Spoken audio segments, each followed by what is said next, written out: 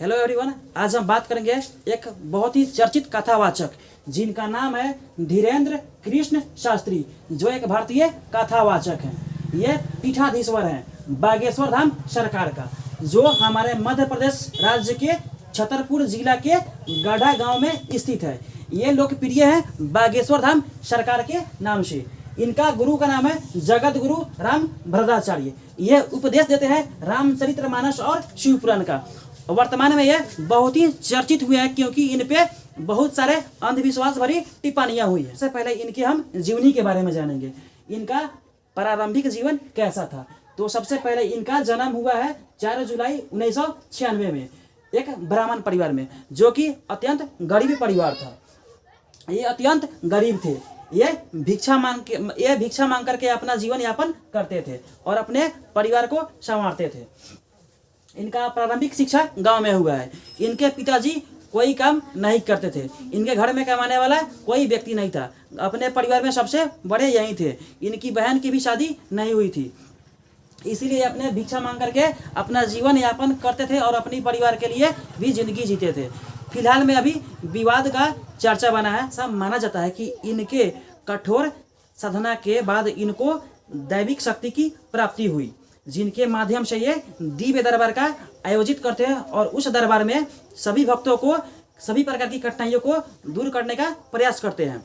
ये जो ये करते हैं किसी चमत्कार से कम नहीं है। ये बहुत ही चमत्कार है। लोगों को लगता है कि ये चमत्कारी बाबा हैं एक्चुअली में, लेकिन वो बोलते हैं कि हमने कोई चमत्कार नहीं किया। I am not baba, I am not God, I am not God's man. ये बोलते हैं हम केवल सनातन धर्म के प्रवर्तक हैं। की कहानी शुरू होती है। ये फिलहाल में महाराष्ट्र के नागपुर में एक कार्यक्रम का आयोजन किए हुए थे। वहाँ पर इनको 9 दिन तक कार्यक्रम का आयोजन करना था, लेकिन किसी कारणवश 7वें दिन ही कार्यक्रम को पूरी तरीके से समाप्त करके वहाँ से चले आए। इसी बीच इन पे अंधविश्वास निर्मूलन समिति के अध्यक्ष श्याम मानव ने इन पे केस दायर किया और उनमें कहा गया कि हमने गुरुजी को चुनौती दी थी कि मेरे 5 या 6 आदमी के बारे में अगर ये इनकी भविष्यवाणी 95 से अधिक प्रतिशत अगर सत्य हुई तो इनको हम प्राइज के तौर पे एक बड़ी अमाउंट देंगे, लेकिन अगर इनकी बात असत्य हुई तो इनको भी हमको अमाउंट देनी होगी। और इन पे अंधविश्वास का केस दायर कर दिया। इसी बीच ये बात पूरी मीडिया में आग की तरह फैल गई और ये चर्चा का विषय बन गया। इस पर गुरुजी का सफाई में बयान था कि मैं वहाँ से भागा नहीं हूँ, मेरे गुरुजी का जन्म दिवस था, इसी कारण मैं 9वें दिन कार्यक्रम को ना समाप्त करके 7वें दिन ही कार्यक्रम को समाप्त कर दिया और वहाँ से हम चले आए। अगर श्याम मानव ने हमको चुनौती दिए हैं तो चुनौती मुझे स्वीकार है।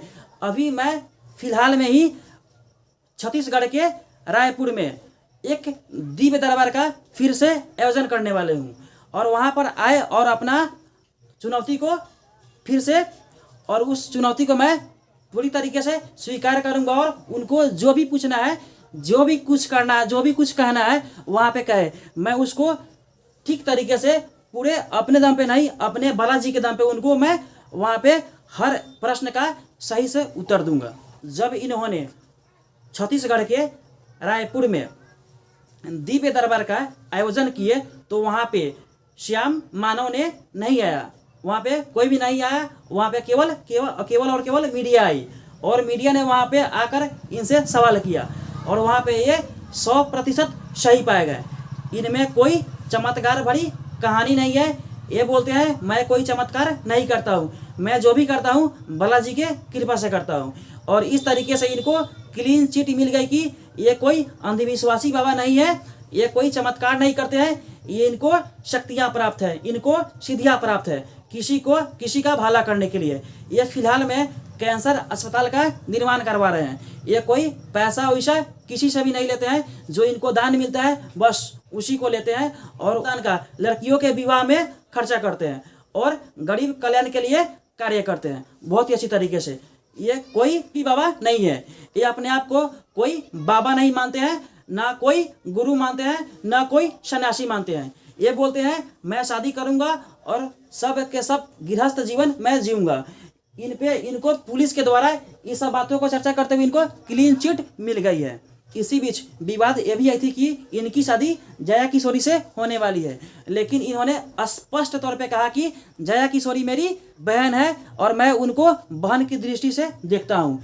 मेरी कोई उनकी तरफ कोई आकर्षण का विषय नहीं है, वो मेरी केवल और केवल बहन मात्र है। ये संपूर्ण जानकारी थी बागेश्वर धाम सरकार के बारे में। इनको पुलिस के द्वारा पूरी तरीके से क्लीन चिट मिल चुकी है। अगर ये वीडियो हमारी आपको अच्छी लगी होगी तो इस चैनल को सब्सक्राइब करें, बेल आइकन के घंटी को जरूर प्रेस करें और हमारी वीडियो को शेयर करते रहें। जय हिंद।